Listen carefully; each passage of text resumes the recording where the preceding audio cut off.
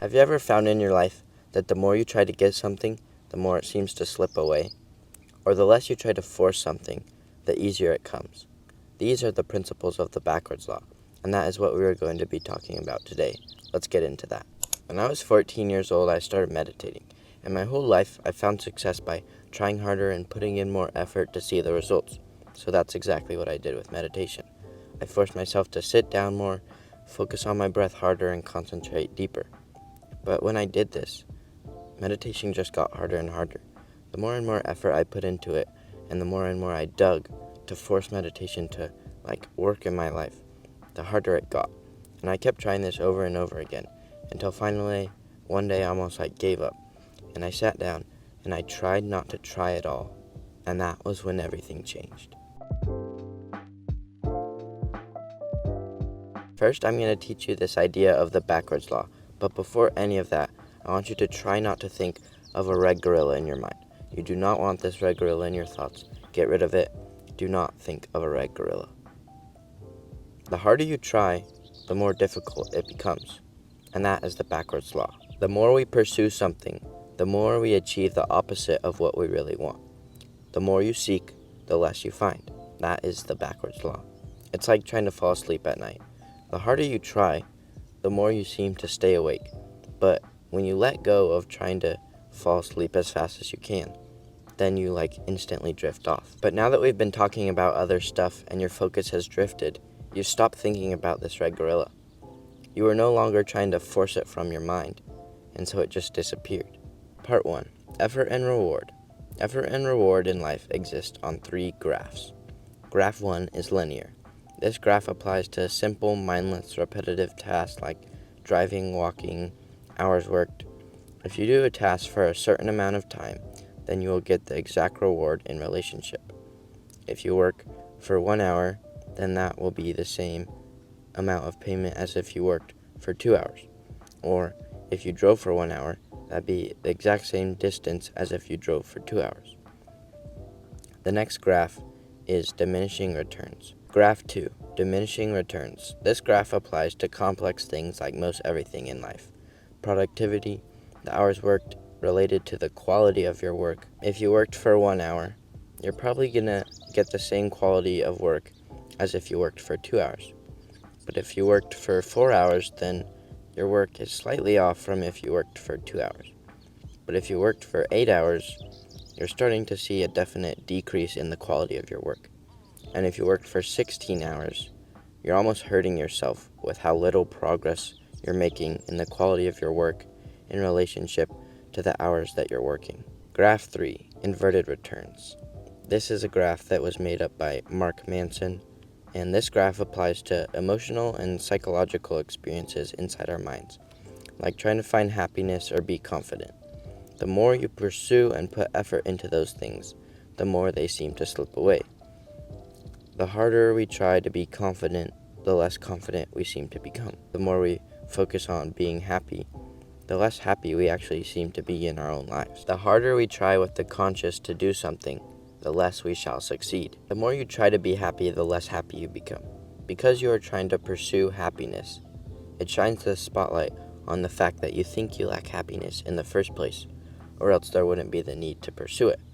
And so the pursuit of any of these positive mental things only shines the spotlight on the fact that you think you lack it in the first place, which then just makes the situation worse.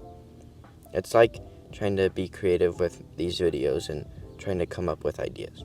The more I try to force myself to come up with better ideas and have better videos and be more creative, the harder it seems to get, and the quality of my work starts to decline. But the more I do the opposite and just try and be out in nature or sit somewhere or go on walks, the more the great ideas start to come. So sometimes just letting go is the best thing that we can do.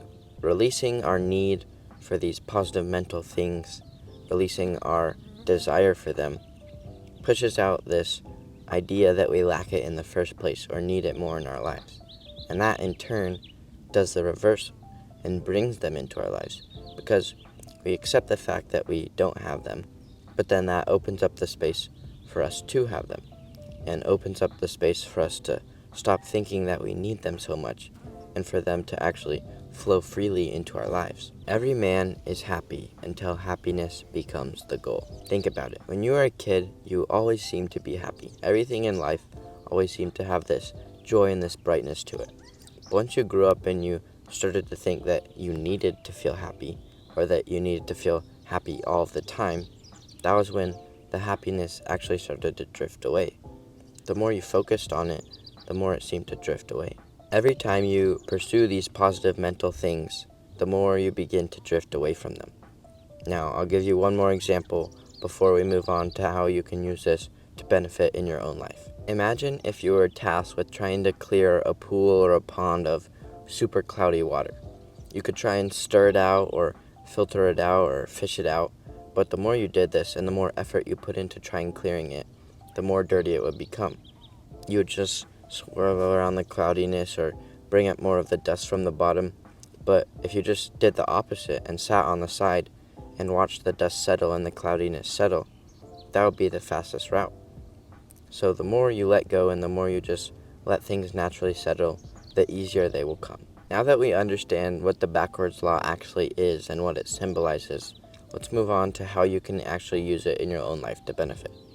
First and foremost is to let go, but not only letting go, but accepting what you have. With acceptance, we start to reverse this effect of the backwards law, because the more we accept what we have in our own lives and dissolve our need for this thing that we think we need in our lives, the more we start to realize how much positive we actually have in our own lives. Think about it. When you're having a good day or a great day, you start to realize all the amazing things in that day, and then the day becomes better, and this compounds and pounds. Like, for me, when I wake up and I'm feeling super good, I notice how brightly the sun's shining, or the birds chirping. But on the opposite of that, when I wake up and I think I need to do something, or when I think I need to feel happy, then I start to realize the things that aren't actually bringing happiness to my life, and that brings more and more negative. So the more we accept and the more we find these positive things in our lives, the more those positive things will invite more positive things in our life, and the more and more that will compound and get better. Next is to focus on the process and not on the outcome. The thing that the backwards law applies to is this idea of the final draft or the final product or the final outcome of happiness or confidence or whatever.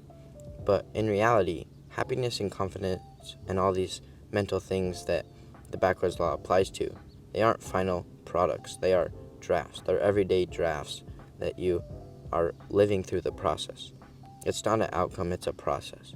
So focusing on being in the present moment and being in the process instead of thinking you need this final outcome of happiness, which you could never have because happiness is a process and not an outcome.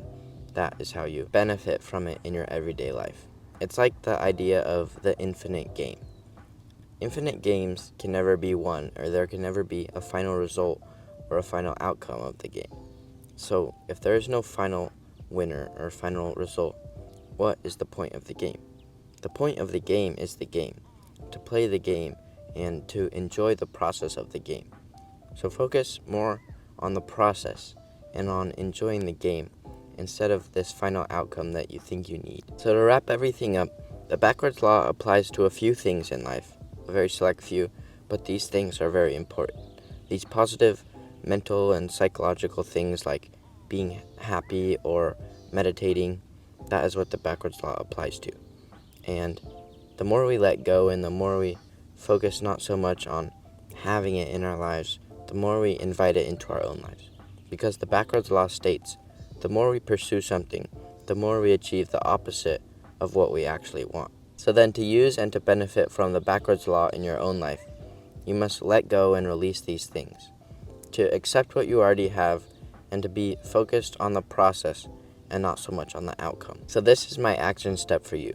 Take this thing that you think you need in your life, like happiness or confidence or whatever positive mental thing it is, and release your need for it and accept what you already have, and that in turn will bring it more into your life.